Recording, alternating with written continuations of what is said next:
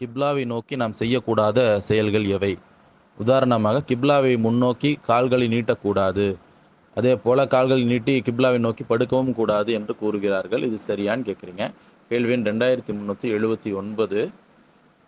கிப்லாவை நோக்கி நாம் செய்யக்கூடாத காரியங்கள் எவை என நபிகள் நாயகம் ஸல்லல்லாஹு அலைஹி வஸல்லம் அவர்கள் நமக்கு தெளிவுபடுத்தி உள்ளார்கள். உதாரணமாக கிப்லாவை முன்னோக்கியோ பின்னோக்கியோ மலஜலம் கழிக்கக்கூடாது. இதற்கு ஆதாரமாக முஸ்லிமில் பதிவாகியுள்ள ஹதீஸ் இருக்கு. சல்மான் ரலியல்லாஹு அன்ஹு அவர்கள் அறிவிக்கின்றார்கள், நஹானா அன் நஸ்தக்பில் அல் கிப்லத லிகாயித்தின் அவ் பவுலின். நபி ஸல்லல்லாஹு அலைஹி வஸல்லம் அவர்கள் வந்துட்டு கிப்லாவை முன்னோக்கி மலஜலம் கழிக்கக்கூடாது என தடை விதித்தார்கள் என்ற கருத்தில் முஸ்லிம் எனும் நூலில் ஆதாரபூர்வமான செய்தியாக பதிவாகி இருக்கு. 629ஆம் இலக்கத்தில் இருக்குது. இது வந்துட்டு சாஃப்ட்வேருடைய நம்பரு, தமிழ் மொழிபெயர்ப்பினுடைய நம்பர் கிடையாது.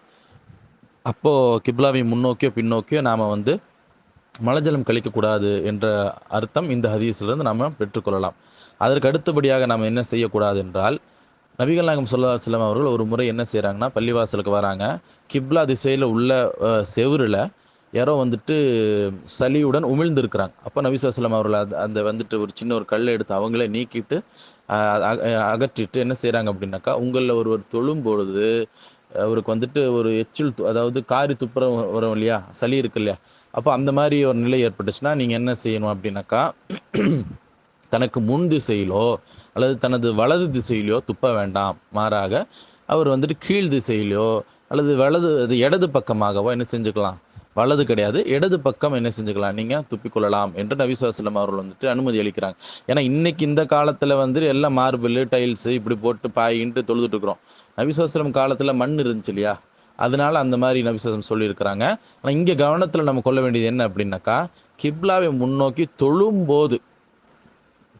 பொழுது கிப்லாவை முன்னோக்கி என்ன செய்யக்கூடாது, நாம் வந்துட்டு துப்பக்கூடாது. அதே போல் வலது பக்கமும் நோக்கி நம்ம துப்பக்கூடாது அப்படிங்கிற சட்டம் இருக்குது. கூடுதலாக இப்போ இந்த காலத்தில் நம்ம என்ன செஞ்சுக்கலாம், அவ்வளவு முடியாமல் அந்த அளவுக்கு நம்மளுக்கு சளி வாயில் அப்படியே வந்துருச்சு அப்படின்னா, கர்ச்சீஃப் போன்ற எதுவும் இருந்துச்சுன்னா அதில் என்ன செஞ்சுக்கலாம், அதில் நம்ம எடுத்து தனியாக வச்சு தொழுதுக்கலாம். இது நீங்கள் கேட்ட கேள்வி இல்லை, ஆனால் இது சம்மந்தமாக வருதுங்கிறனால சொல்கிறோம். எனவே கிப்லா திசையை நோக்கி தொழுகையில் இருக்கும் பொழுது துப்பக்கூடாது என்பது இரண்டாவது தடையாக நபிமொழிகளில் காண கிடைக்கிறது.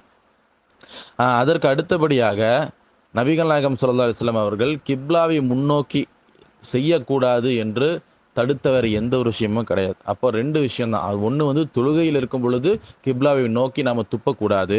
அதே போல் மலஜலம் கழிக்கும் பொழுது முன்னோக்கியோ பின்னோக்கியோ கிப்லாவை முன்னோக்கியோ பின்னோக்கியோ நாம் மலஜலம் கழிக்கக்கூடாது என்ற இந்த தடை மட்டும்தான் ஹதீஸில் உள்ள தடையாக இருக்குது. குர்ஆனில் வந்து குறிப்பிட்ட ஒரு தடை வேறு ஒன்று, கிப்லாவை நோக்கி நீங்கள் செய்யக்கூடாதுன்னு கிடையாது. இப்போ குர்ஆன் ஹதீஸ் ஒட்டுமொத்தமாக இந்த விஷயத்தை தான் நமக்கு இந்த கிப்லா தொடர்பாக நமக்கு சொல்லப்பட்டிருக்கே தவிர, இந்த கிப்லா திசையை நோக்கி நம்ம கால்களை நீட்டுவதை பொறுத்த வரைக்கும், அது படுக்கும் பொழுதாக இருந்தாலும் சரி, உட்காந்துருக்கும் பொழுதும் சரி, இது கூடாதுன்னு ஒருவர் கூறுவாரே ஆனால் அதற்கு குர்ஆன்லேருந்து ஹதீஸ்லேருந்து ஆதாரம் காமிக்கணும். எனக்கு பிடிக்கல அப்படிங்கிறதுக்காக ஒருத்தர் சொல்வாரே ஆனால், மார்க்கத்தினுடைய அதிகாரம், மார்க்கத்தினுடைய எஜமானன் அல்லாஹ் தான். நானோ நீங்களோ அல்லது யார் கூடாதுன்னு சொல்கிறாங்களோ அவங்களோ எல்லாம் கிடையாது.